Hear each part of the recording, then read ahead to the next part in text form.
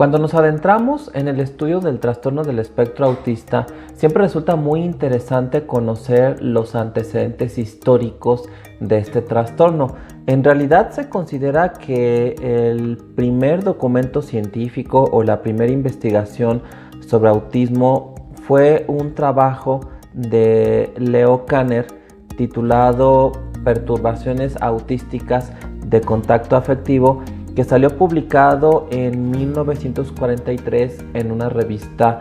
de neurología pediátrica. Algo que resulta muy relevante y que a mí siempre me ha llamado la atención es el hecho de que no vemos casos de trastorno por déficit de atención con hiperactividad en toda la obra de Leo Kanner.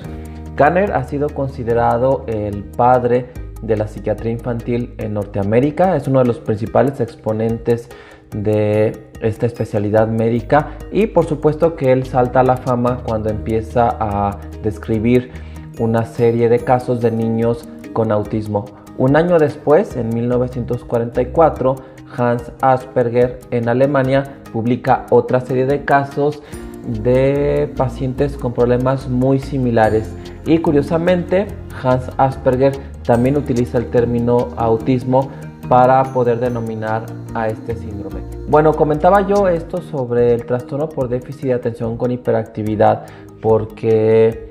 la inmensa mayoría de los psiquiatras y los neurólogos pediatras reconocen que una proporción muy importante, incluso la mayoría en el caso de los psiquiatras, de la consulta, ya sea en servicios públicos o privados,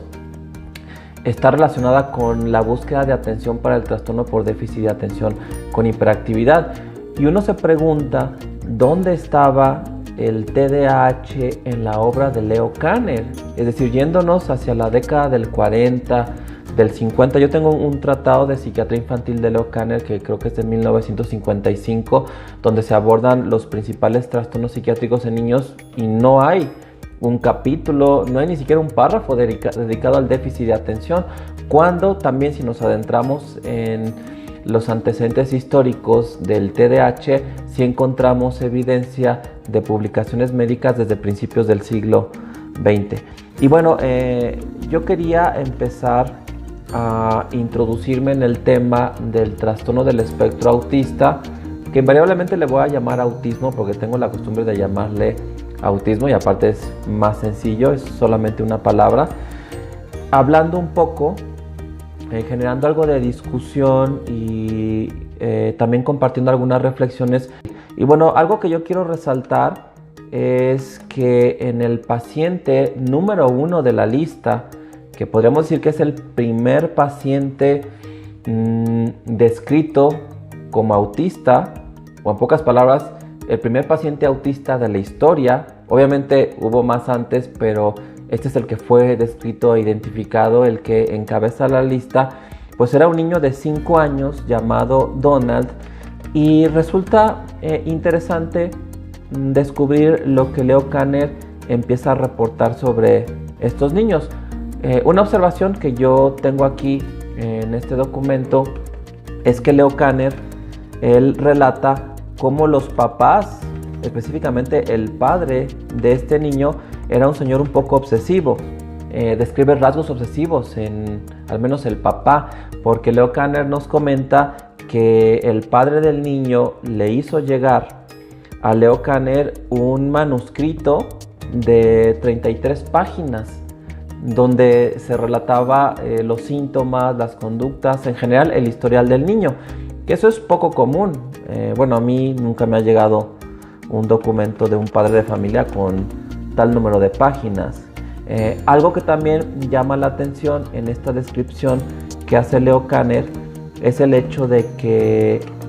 de entrada habla de problemas con el apetito en niños con trastorno del espectro autista y que por eso yo le daba mucho valor a enfocarme de inicio, a manera de introducción, en estos primeros casos reportados en la literatura científica, porque si nos vamos al DSM-5 posiblemente vamos a encontrar cierta pauta o cierta generalización de lo que es el síndrome que pudiera a lo mejor estar un poco alejada de esta descripción clásica o tradicional. Algo que yo siempre sugiero es que cuando vamos a hablar de un trastorno mental, vayamos a la fuente original y contrastemos lo que sabemos hoy con lo que se conoció en el inicio, lo que se describió en el síndrome original. Eso siempre es de mucho valor. Algo que preocupa, y esto aplica a todos los trastornos mentales, es el hecho de que muchos pacientes, cuando cumplen criterios para un trastorno mental, muchas veces el problema ya ha avanzado demasiado y aunque apenas se están cumpliendo los criterios para hacer el diagnóstico, pudiera ser que una intervención ya sea un poco tardía. De manera que es importante que los psiquiatras infantiles conozcan cuáles son los inicios, las primeras señales, los pródromos de los trastornos mentales para poder intervenir. Hay una frase que a mí me gusta mucho de Clarenbeau que se refiere a la esquizofrenia, pero lo podemos aplicar a cualquier trastorno mental y que en este caso el autismo también resulta interesante. Él dice que cuando el delirio hace su aparición, la psicosis ya es antigua. En pocas palabras, yéndonos al ejemplo de la esquizofrenia, cuando un paciente ya cumple criterios para esquizofrenia y está presente la idea delirante, para Clarenbeau el paciente ya ha recorrido un largo camino cuando apenas el médico está declarando que eso es esquizofrenia y apenas va a empezar a intervenir. En realidad el reto de la psiquiatría es poder identificar casos tempranos con los primeros síntomas y pareciera, y esto es paradójico, que algunos psiquiatras del siglo pasado o del antepasado, psiquiatras decimonónicos, eran posiblemente más hábiles para identificar estos pródromos de las enfermedades mentales e incluso intervenir, aunque por supuesto que no tenían los recursos con los que cuenta la psiquiatría moderna. Germán Berrios dice que el psicopatólogo debe ser como un hábil jardinero que apenas ve brotar una planta de la tierra, sabe en qué árbol se va a convertir. Y bueno, Leo Kanner empieza hablando de este chico Donald, que es el caso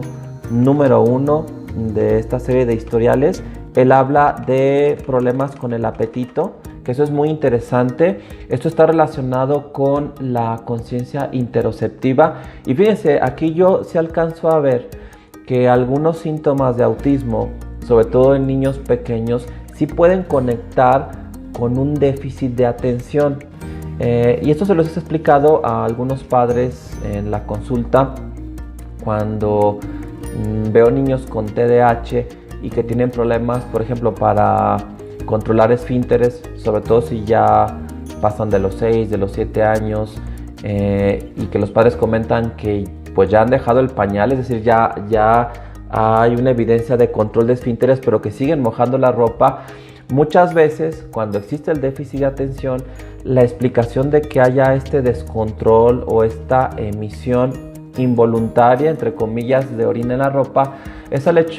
hecho de que el paciente, así como parece no escuchar las indicaciones de sus papás, de sus maestros, de otras personas, también pareciera no escuchar los mensajes de su cuerpo, las señales de su organismo. Hay un mensaje que es enviado al cerebro cuando tenemos ganas de ir al baño y tenemos que prestar atención y actuar en consecuencia. Los niños con déficit de atención podrían no escuchar este mensaje y entonces tener una emisión de orina en la ropa. Bueno, algo parecido sucede con el tema de la alimentación. Los niños con trastorno del espectro autista suelen tener problemas con la alimentación, principalmente por 3 razones. Puede haber más, pero estas son las más comunes. Muchas veces el autismo se presenta en comorbilidad con el trastorno por déficit de atención con hiperactividad. Entonces el niño con autismo no permanece sentado a la hora de comer o no se concentra en la alimentación. 2, los niños tienen un grado importante de inflexibilidad cognitiva y entonces el estímulo del sabor puede ser algo aversivo para ellos. De manera que para un niño expuesto a un estímulo como un sabor, ese estímulo puede ser irrelevante o con nula trascendencia, para otro niño eso puede ser un estímulo aversivo. Entonces, otra razón es esta inflexibilidad cognitiva ligada a la sensibilidad idiosincrática. Y 3, esta falla en la conciencia interoceptiva, que es un poco parecido a lo que venía explicando relacionado con episodios de enuresis. El niño no presta atención, no está consciente de que su organismo le está mandando señales de que es momento de comer, de que existe una sensación de hambre. Entonces esto puede explicar por qué los niños con autismo, que finalmente son niños que tienen problemas con el desarrollo del cerebro y en donde las funciones ejecutivas no están trabajando totalmente, pueden tener un impacto en la alimentación. De hecho, problemas en la conducta alimentaria, aunado a problemas también en la función del sueño, pueden ser los primeros indicadores de que un niño está teniendo un problema del neurodesarrollo. Ahora, este niño que describe Leo Kanner en este reporte de 11 casos, él tenía capacidad para aprender, y algo muy interesante es el hecho de que este niño había tenido un avance significativo en el desarrollo del lenguaje y también en adquirir conocimientos. Dice Leo Kanner que él se sabía el alfabeto de atrás para adelante, de adelante para atrás, y era capaz de contar hasta 100. Y de repente empezó a tener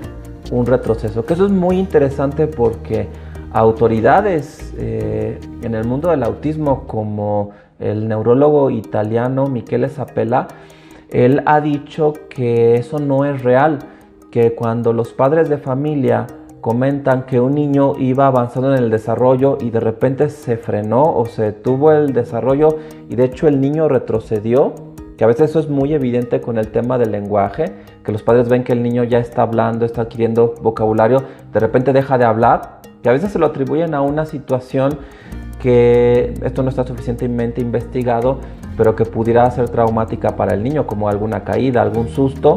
Yo creo que más bien lo que sucede es que los padres tratan de rastrear o buscar alguna situación para establecer una correlación con el retroceso. Sin embargo, cada vez son más los investigadores que sí le dan la razón a los papás de que los niños sí van teniendo un avance y de repente este avance tiende a frenarse y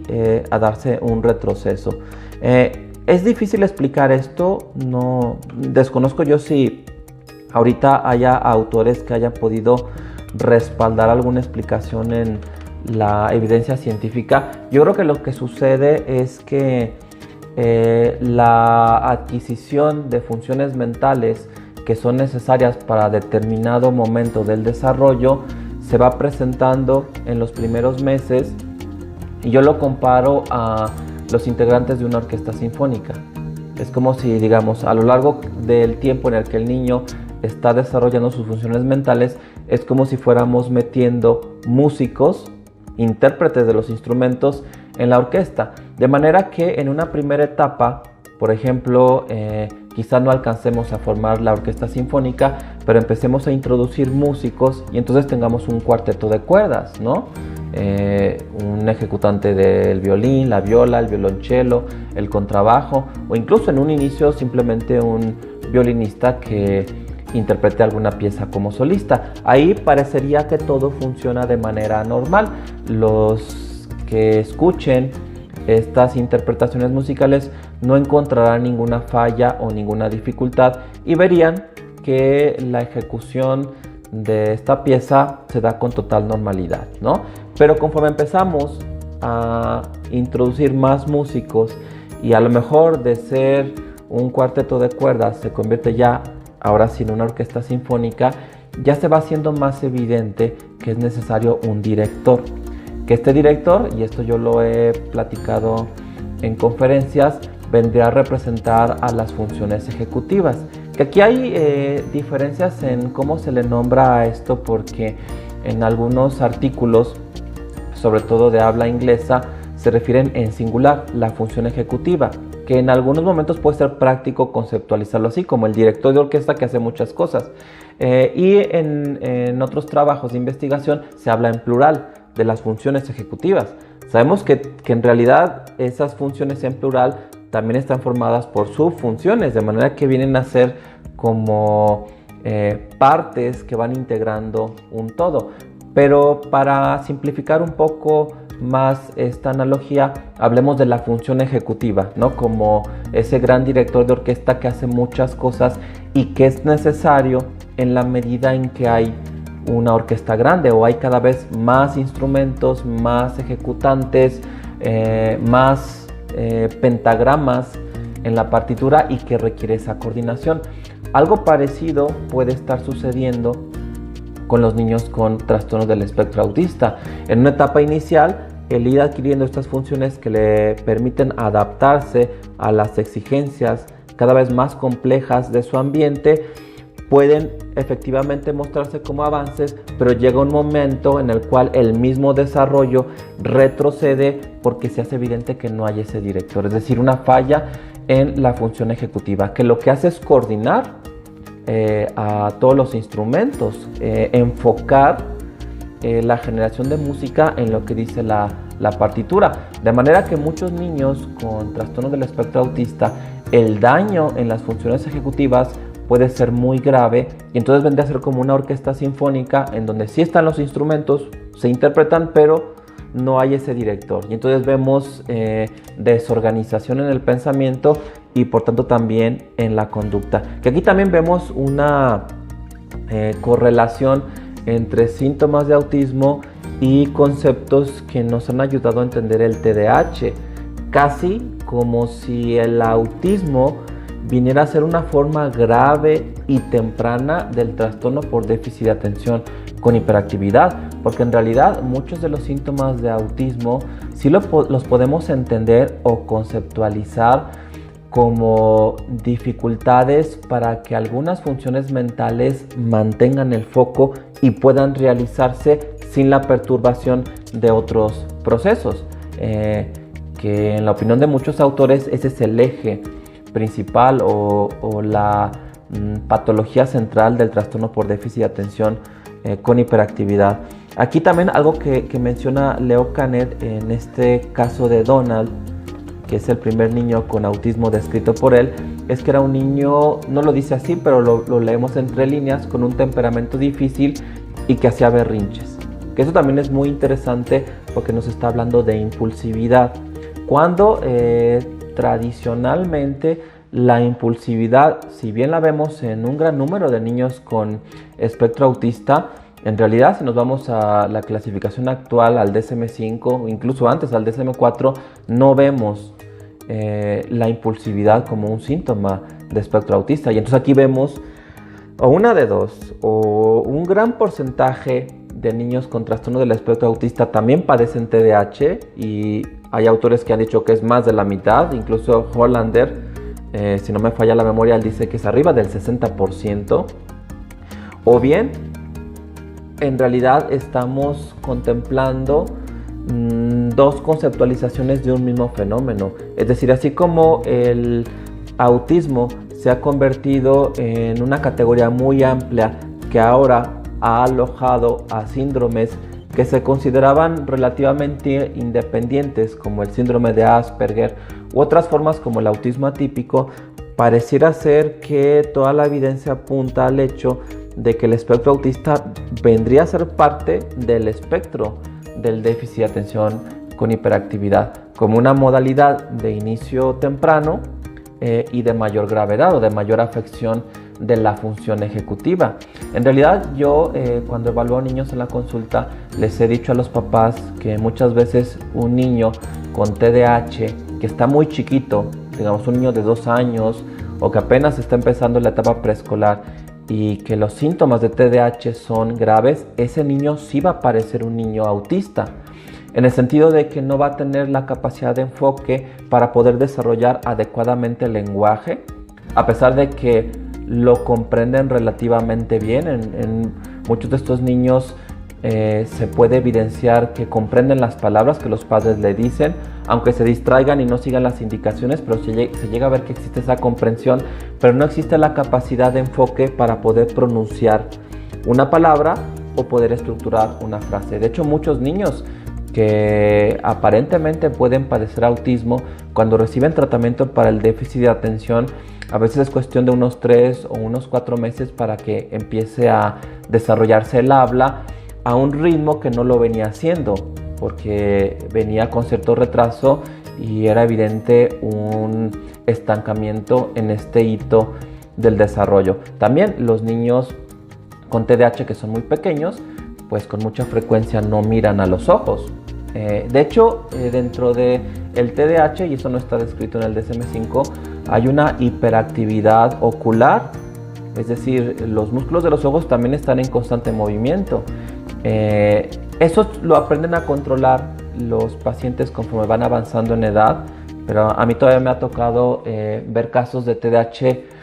en adultos con esa hiperactividad ocular. De hecho, se puede ver en un adulto con TDAH que está conduciendo y se para en un semáforo. El copiloto puede ver cómo el movimiento de los ojos empieza a apuntar hacia la periferia, buscando otros estímulos, y no se mantiene prácticamente nunca mirando hacia el frente. Bueno, en un niño grave preescolar, esa hiperactividad ocular le hace parecer autista, entonces no mantienen contacto visual, y entonces muchos clínicos se van hacia el lado de que entonces el niño es autista porque no mantiene el contacto visual o porque parece que no escucha, y entonces se da este ensimismamiento que finalmente vendría a ser la esencia o el significado del término autista. Pero ese ensimismamiento finalmente nos está hablando de un grado de déficit de atención grave en el cual efectivamente, como lo dice el DSM-5 para el TDAH, el niño parece no escuchar, y entonces hay una falla en la comunicación. Ahora, además de esto que describe Leo Kanner, de este niño Donald, en el cual había berrinches muy fuertes, él también decía que este niño Donald le gustaba mucho aventar los juguetes al suelo y escuchar cómo se estrellaban contra el suelo. No había un patrón organizado de juego. Después sí habla también de esta parte de organizar en hileras por ejemplo los carritos, o organizarlos por colores, pero sí menciona esta parte de lanzar los objetos al suelo buscando el ruido que generan. Eso es algo muy común en los niños con TDAH. Y bueno, él reconoce que también aquí es algo interesante que estos niños con trastorno del espectro autista, como se le llamó después, pues eran niños muy inquietos y muy distraídos. De hecho, en un seguimiento que le da a este niño, porque realmente son casos a los que él les dio seguimiento por varios años, él dice que para 1939, cuando el niño ya estaba un poco más grandecito, su atención y su concentración habían mejorado al grado de que él tenía mejor contacto con el ambiente. Pero fíjense qué interesante, aunque Leo Kanner no dice que la atención y la concentración son características cardinales del trastorno del espectro autista, finalmente cuando habla del seguimiento que le da a este niño Donald, el paciente número 1 de su serie, él dice que el mismo desarrollo ayudó a que Donald mejorara en su atención y en su concentración al grado que ya estaba más consciente de lo que pasaba a su alrededor. Entonces, es más, ni siquiera tenemos que leerlo entre líneas. En realidad, Leo Kanner es muy claro de que este niño Donald padecía un trastorno por déficit de atención con hiperactividad. El mismo empuje del desarrollo le había ayudado a superar este síntoma y eso lo había vuelto un poco menos autista, porque al superar la gravedad del déficit de atención, este niño ya podía estar más atento a lo que pasaba a su alrededor. Bueno, vamos a ir revisando, así como lo hemos hecho el día de hoy, algunos aspectos claves de esta serie de casos que reportó Leo Kanner en 1943 y contrastarlo con lo que conocemos hoy sobre el trastorno del espectro autista.